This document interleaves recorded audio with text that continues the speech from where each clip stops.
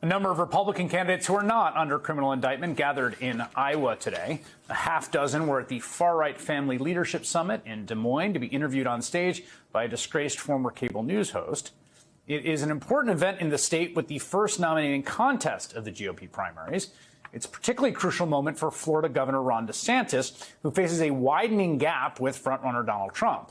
A loss of support within the Murdoch media empire, which could be crucial, and growing concerns among big donors who are reportedly starting to look elsewhere.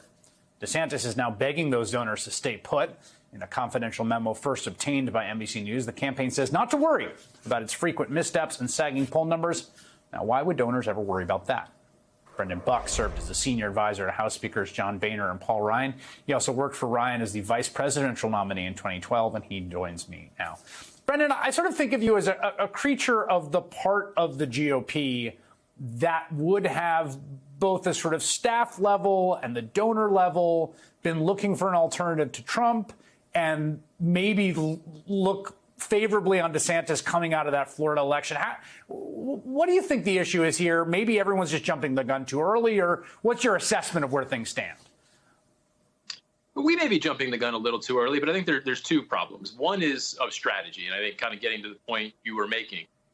Ron DeSantis seems to believe that there's a lane there for him among Trump voters. I think what Ron DeSantis needs to appreciate is all of the people who are not voting for Donald Trump are looking for somebody else. They're ready to turn the page, and yet he's running a very Trump-like campaign. He wants to appeal to Trump voters. And I think you have to look at people like me who are ready to turn the page, who are rooting for someone to be someone unlike Donald Trump.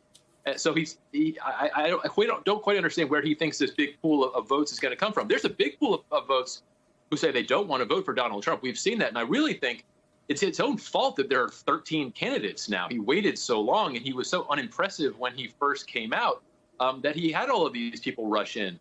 But I think that gets to the second point. One is I'm just not so sure he's very good at this. I think there is a lack of charm that exists. And we've heard this a lot. And I was around him a bit in the House of Representatives.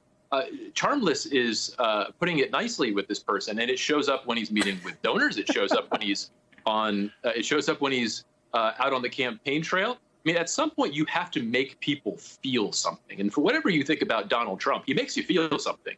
But Ron DeSantis is a bit dull, and so it makes people very easy. It's not very hard for people to look at him and say, I'm not sure this is it. And they start looking at others, and that's what a lot of people are doing.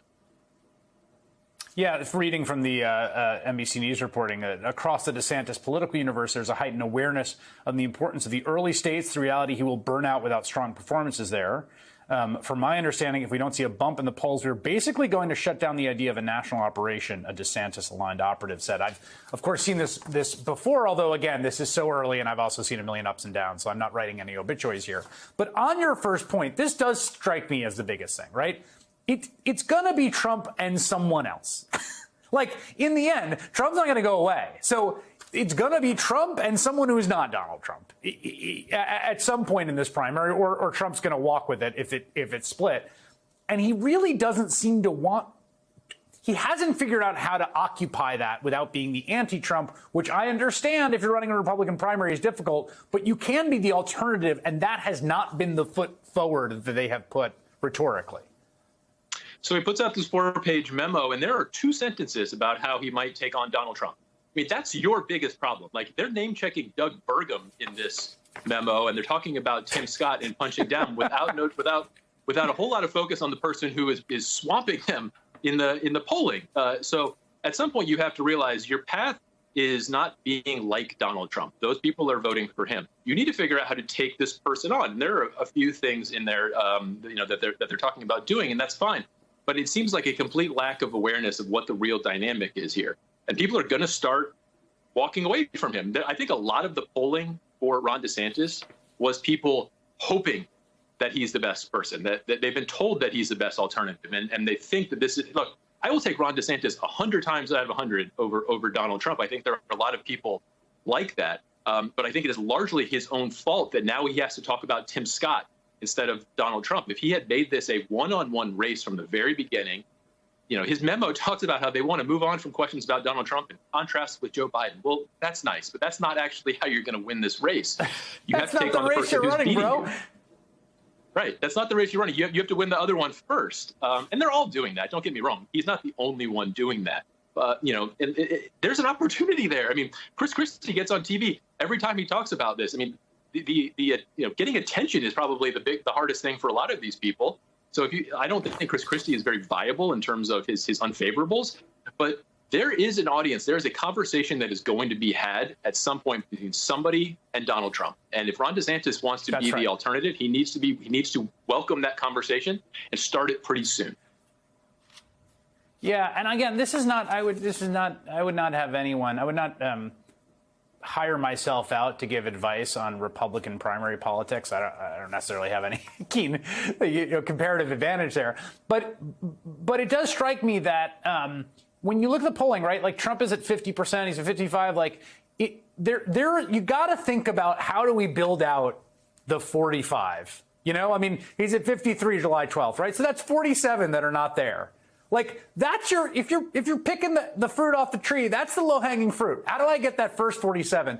When I get that, then I can worry about how do I eat into this guy's support. But if you build up your strength, that's the thing that's going to bring people over. I think ultimately you got to think about that first. I think.